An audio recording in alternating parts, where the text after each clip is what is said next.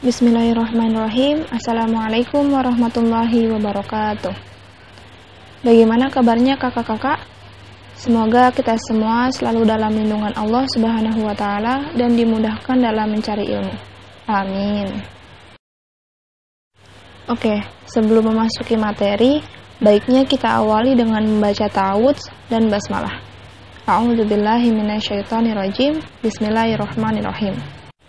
Jangan lupa untuk menyiapkan alat tulis dan buku ya. Simak videonya dengan seksama dan jangan lupa juga untuk membuat rangkuman di buku catatan. Untuk pembelajaran IPS pekan ini, kita akan mempelajari materi selanjutnya dari dinamika kependudukan Indonesia. Yang akan kita pelajari sekarang adalah yang pertama, komposisi penduduk, kedua, pertumbuhan dan kualitas penduduk, dan yang ketiga, tugas. Masuk ke komposisi penduduk. Komposisi penduduk adalah susunan atau pengelompokan penduduk berdasarkan kriteria tertentu. Misalnya saja pengelompokan dengan menggunakan usia, jenis kelamin, agama, mata pencaharian, pendidikan, dan lain-lain. Namun pada umumnya komposisi penduduk melihat pada kriteria usia dan jenis kelamin, angkatan kerja, serta rasio ketergantungan. Jadi, komposisi penduduk merupakan pengelompokan penduduk berdasarkan kriteria tertentu. Nah, kriteria yang akan kita bahas kali ini adalah komposisi penduduk berdasarkan usia dan jenis kelamin. Komposisi penduduk yang pertama ada komposisi penduduk berdasarkan usia. Usia dan jenis kelamin merupakan faktor penting dalam pengklasifikasian komposisi penduduk. Pada umumnya, ada 3 bentuk susunan penduduk menurut usia, yaitu yang pertama, piramida penduduk muda atau ekspansif, yang kedua, ada piramida penduduk stasioner, dan yang ketiga, ada piramida penduduk tua atau konstruktif. Yang pertama, piramida penduduk muda atau ekspansif. Piramida ini terbentuk jika mayoritas penduduknya berusia muda yaitu di bawah 15 tahun. Hal ini dapat terjadi karena angka kelahiran lebih besar daripada angka kematian. Biasanya kejadian ini terjadi di negara berkembang. Jadi, piramida penduduk muda terjadi karena penduduk di suatu negara lebih banyak penduduk usia mudanya dibanding penduduk usia tua. Kenapa bisa begitu? Karena angka kelahiran di negara tersebut lebih besar dibanding angka kematiannya, dan biasanya terjadi di negara-negara berkembang seperti Indonesia contohnya. Ciri-ciri piramida penduduk ekspansif antara lain sebagai berikut. Yang pertama, jumlah penduduk usia muda 0-19 tahun sangat besar, sedangkan usia tuanya sedikit. Yang kedua, angka kelahiran jauh lebih tinggi jika dibandingkan dengan angka kematian. Yang ketiga, pertumbuhan penduduk relatif tinggi.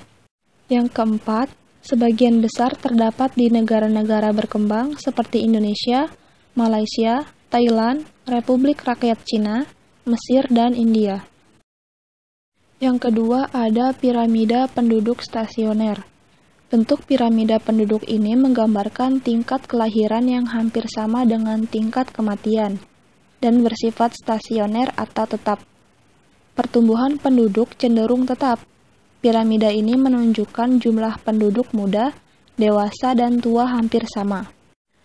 Jadi, piramida penduduk stasioner menggambarkan jika penduduk yang ada di suatu negara tersebut bersifat tetap, yaitu jumlah penduduk usia muda, dewasa, dan juga tua seimbang. Ciri-ciri piramida penduduk stasioner yaitu yang pertama, perbandingan jumlah penduduk pada kelompok usia muda dan dewasa relatif seimbang. Yang kedua, tingkat kelahiran umumnya tidak begitu tinggi. Demikian pula dengan angka kematian relatif lebih rendah. Yang ketiga, pertumbuhan penduduk yang kecil.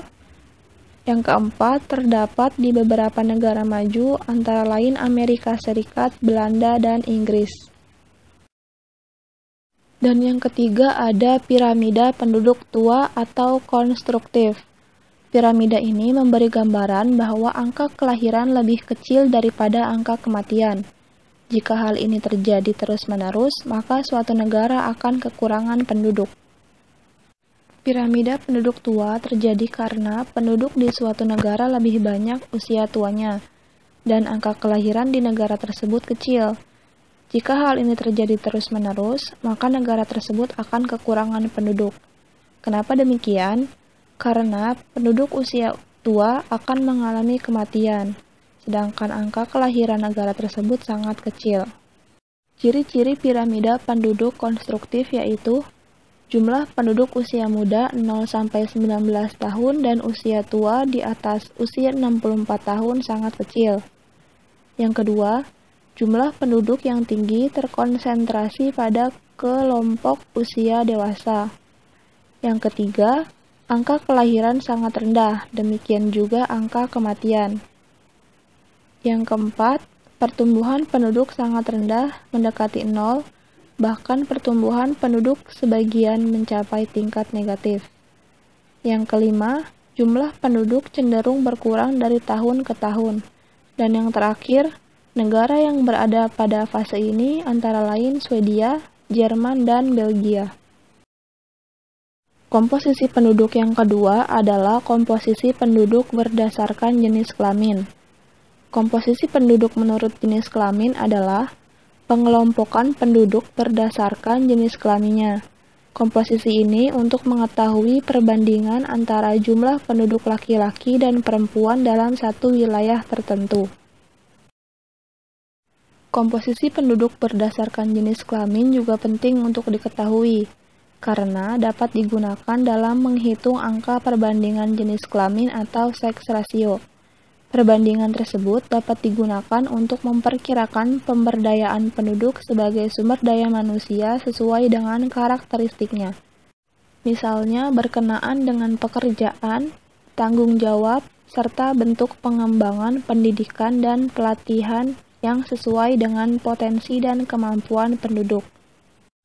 Jadi komposisi penduduk berdasarkan jenis kelamin ini adalah pengelompokan penduduk berdasarkan jenis kelamin. Pengelompokan ini penting untuk menghitung angka perbandingan jenis kelamin atau sex ratio.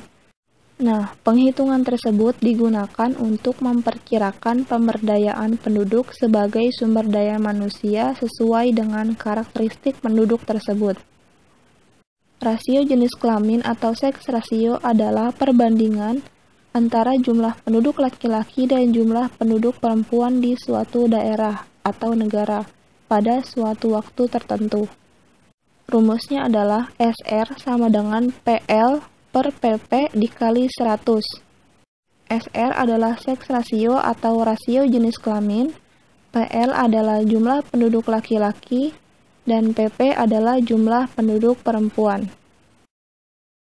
Yang selanjutnya adalah pertumbuhan dan kualitas penduduk.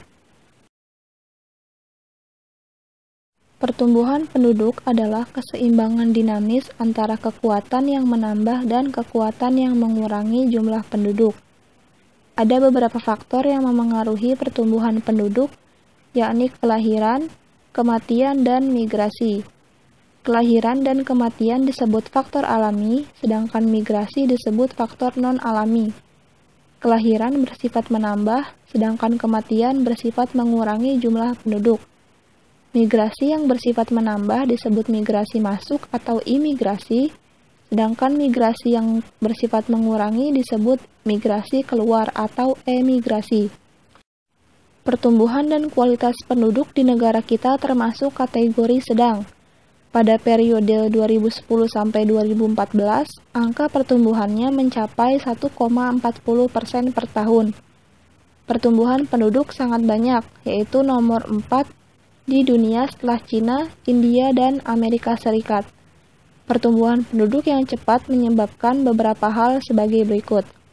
Yang pertama, pertumbuhan penduduk usia muda yang cepat menyebabkan tingginya angka pengangguran. Yang kedua, persebaran penduduk tidak merata. Yang ketiga, komposisi penduduk yang kurang menguntungkan. Yang keempat, arus urbanisasi meninggi. Dan yang kelima, menurunnya kualitas dan tingkat kesejahteraan penduduk. Yang terakhir adalah kualitas penduduk. Banyak faktor yang menyebabkan kualitas sumber daya manusia rendah. Di antaranya, yang pertama ada masalah pendidikan. Tingkat pendidikan termasuk salah satu indikator yang menentukan kualitas penduduk. Semakin tinggi tingkat pendidikan yang dicapai, maka semakin tinggi kualitas sumber daya manusia yang dimiliki. Saat ini tingkat pendidikan penduduk Indonesia masih tergolong relatif rendah, karena mayoritas penduduk Indonesia hanya mengenyam pendidikan sampai sekolah menengah atas atau SMA. Bahkan tak jarang pula masyarakat Indonesia yang lulus dengan ijazah sekolah dasar atau SD. Yang kedua, masalah kesehatan. Kesehatan penduduk juga dijadikan suatu indikator kualitas penduduk. Semakin tinggi tingkat kesehatan penduduk Indonesia, maka semakin tinggi pula kualitas sumber daya manusia yang dihasilkan. Indikasi tingkat kesehatan antara lain angka kematian bayi, angka kematian ibu melahirkan, ketercukupan gizi makanan, dan usia harapan hidup. Yang ketiga, pendapatan per kapita. Pendapatan per kapita dijadikan tolak ukur untuk mengukur kemakmuran suatu negara. Pendapatan per kapita negara Indonesia masih tergolong rendah. Data tahun 2016 menyebutkan pendapatan per kapita Indonesia mencapai 11.220 dolar Amerika Serikat. Keadaan ini menggambarkan bahwa kehidupan masyarakat Indonesia tergolong miskin atau belum sejahtera karena penghasilan rendah. Ya, sampai di sini pembelajaran kita kali ini. Untuk tugas pekan ini bisa langsung dilihat di link yang sudah dibagikan ya. Mungkin cukup sekian pembelajaran kali ini. Alhamdulillahirabbil alamin. Saya akhiri. Syukron. Wassalamualaikum warahmatullahi wabarakatuh.